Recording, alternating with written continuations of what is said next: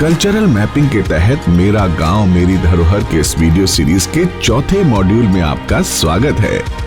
पिछले मॉड्यूल में हमने ट्रेडिशनल ऑर्नामेंट्स के महत्व और रिकॉर्ड कीपिंग के दौरान पूछे जाने वाले प्रश्नों के बारे में जाना था।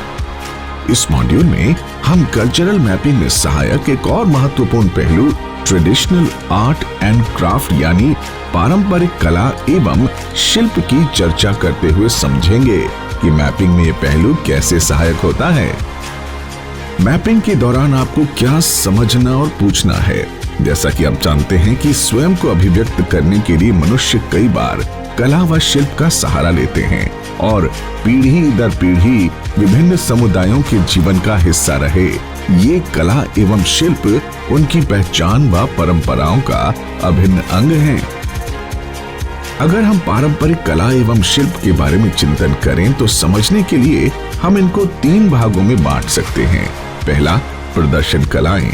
इसमें पारंपरिक लोक नृत्य, संगीत गायन और उससे जुड़े वाद्य यंत्र, रंगमंच यानी नाटक, कठपुतली शैलियां, पारंपरिक खेल आदि आते हैं।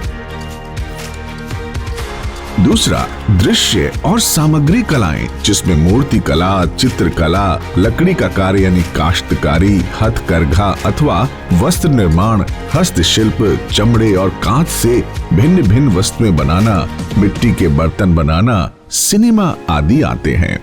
और तीसरा, साहित्य। इसमें लोक कथाएं, कहानी सुनाने की परंपरा, लोक कविताएं, महाकाव्यों का वाचिक वर्णन, स्थानीय लिखित परंपराएं आदि आते हैं। तो मैपिंग के दौरान आपको प्रदर्शन कलाओं, दृश्य और सामग्री कलाओं और साहित्य से संबंधित कुछ इस तरह के प्रश्न पूछने हैं। प्रश्न 1, आपके गांव में कौन सी लोक नृत्य, गीत संगीत और साहित्य की शैली प्रचलित है? प्रश्न 2, क्या आपके गांव में कोई स्थानीय थिएटर यानी नाटक या कठपुतली आदि की परंपरा है? इसमें पारंपरिक थिएटर को समझाने के लिए आप नौटंकी, तमाशा, माच, कुटियाट्टम आदि एवं कठपुतली के लिए ठोलू बामालट्टा, कुनठेई, गोम्बे अट्टा आदि का उदाहरण दे सकते हैं। प्रश्न 3, आपके गांव में क्या कोई समुदाय किसी शिल्प कला से जुड़ा है, जैसे मूर्ति कला, चित्रकला, लकड़ी का कार्य यानी काश्तकारी, हथकरघा अथवा वस्त्र निर्माण, हस्तशिल्प, चमड़े और कांच से भिन्न भिन्न वस्तुएं बनाना, मिट्टी के बर्तन बनाना, सिनेमा आदि। प्रश्न 4, आपके गांव में किसी त्योहार, पूजा पाठ, मेले, अन्य धार्मिक अनुष्ठान, रीति रिवाज या जीवन चक्र से जुड़े किसी अवसर पर किसी कला और शिल्प के प्रदर्शन की परंपरा है? यहाँ आप अपने सवाल को अच्छे से समझाने के लिए केरल में विशेष त्योहारों पर किए जाने वाले तिरुवादिराकली और पुलिकली, पंजाब में लोहड़ी के दौरान टप्पे और भांगड़ा, पट्टचित्र चित्रकला के जगन्नाथपुरी के अनुष्ठानों से पारंपरिक जुड़ाव का उदाहरण दे सकते हैं। प्रश्न 5, आपके गांव में लोक संगीत या लोक गीतों की प्रस्तुति के दौरान कौन से वाद्य यंत्र बजाए जाते हैं? इन वाद्य यंत्रों का निर्माण कहां किया जाता है? प्रश्न 6, आपके गांव में कौन से पारंपरिक खेल प्रचलित हैं? इसके लिए आप कुश्ती, मलखंब, पलंग गुजही आदि का उदाहरण दे सकते हैं। प्रश्न 7, क्या आपके गांव में किसी ऐसे कला व शिल्प के बारे में जानकारी मिलती है जो पहले प्रचलन में थे पर अब नहीं है?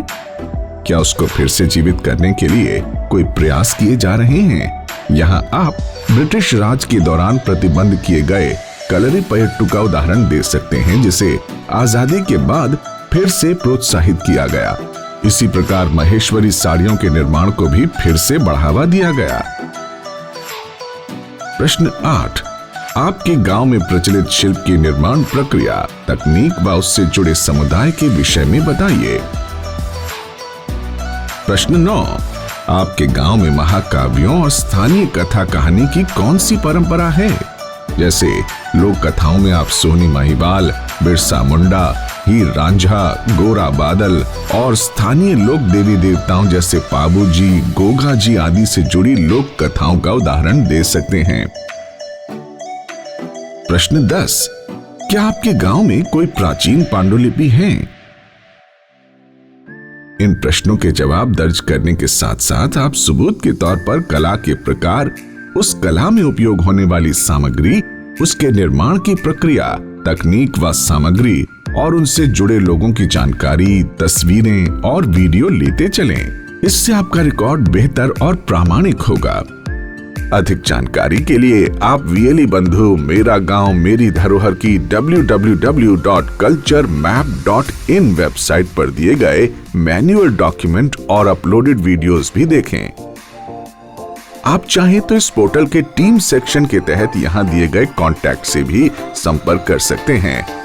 तो मिलते हैं अगले वीडियो मॉड्यूल में, जहां हम कल्चरल मैपिंग में सहायक एक और महत्वपूर्ण पहलू बिलीफ के बारे में जानेंगे कि मान्यताएं या धारणाएं कैसे किसी गांव या स्थान के सांस्कृतिक मानचित्रण में सहायक होती हैं।